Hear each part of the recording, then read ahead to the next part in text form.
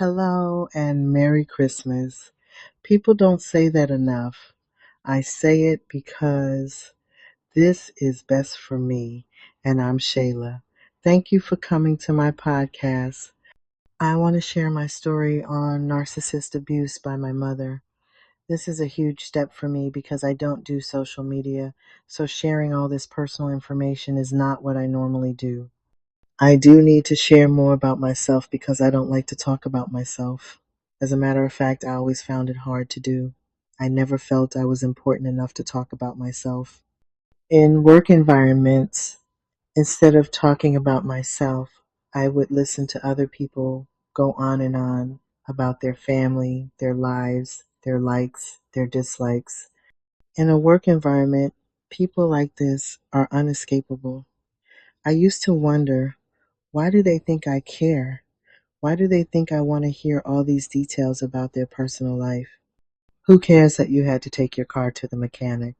Who cares that your grandbaby has started school or done anything really? I'm just here to work and be the best paralegal I can be. It's annoying, really, but in my self therapy that I do for myself, I came to the understanding that people are sharing who they are. They are looking to connect.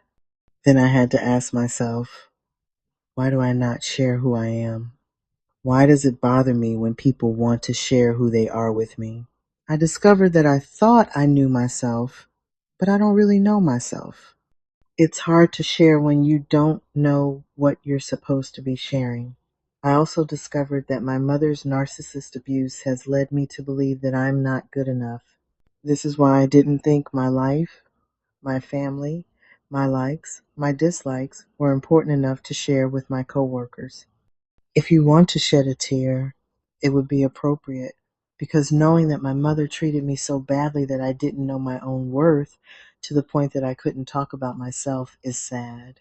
I guess I just feared being shot down for my personal thoughts and opinions, the things that made me who I was. I grew up with a mother telling me I couldn't, I wouldn't, I'm not, and I won't.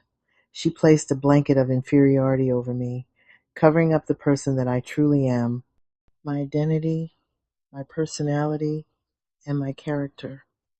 In my book, I mentioned how when I was a child, I said I wanted to be a teacher. My mother told me I couldn't be a teacher because I couldn't even make up my bed. Yeah, she was that kind of mom. Speaking of my book, I haven't forgot. I said in the last episode I would read an excerpt from my book. I want to thank all the readers who have published my book. Thank you for reading about my story, the story I was forced to suppress because telling people what I've been through would expose my mother, the narcissist. So, in this excerpt, I talk about staying all night in a public place because I didn't want to go home to be mistreated by my narcissist mother. The public place was Gallatin High School in Gallatin, Tennessee. Please go get my book. It would be a great help to me. Let me begin reading an excerpt from my book, You're Not My Mother, You're a Narcissist. I remember when I was a freshman in high school, my mother's abuse was so unbearable that a couple of times I ran away from home. Those teen years were absolutely the worst time in my life because I endured her abuse on a daily basis and I felt I didn't have anyone to turn to. Even if I did have someone to turn to, I would be too afraid to reach out for help. If my plan to ask for help backfired, I would still end up living with my mother, being abused, and I was so afraid of what she might do to me if I exposed her abuse and mistreatment. The first time I ran away, I just took off walking with no destination. As I walked, I knew I had no way of taking care of myself, and I was also afraid of being abducted or having something worse happen to me than what I was experiencing at home. I remember telling myself that if I ran away, I could possibly end up in a better situation. Maybe someone would pick me up and take me far away from my misery and I would live a better life. Well, I knew this wouldn't likely happen, so I walked back home. When I got back home, my mother and stepfather had not returned home yet. I left while they were gone, leaving my little brother at home alone. My parents never knew I had run away. Then there was the time I stayed all night at the high school.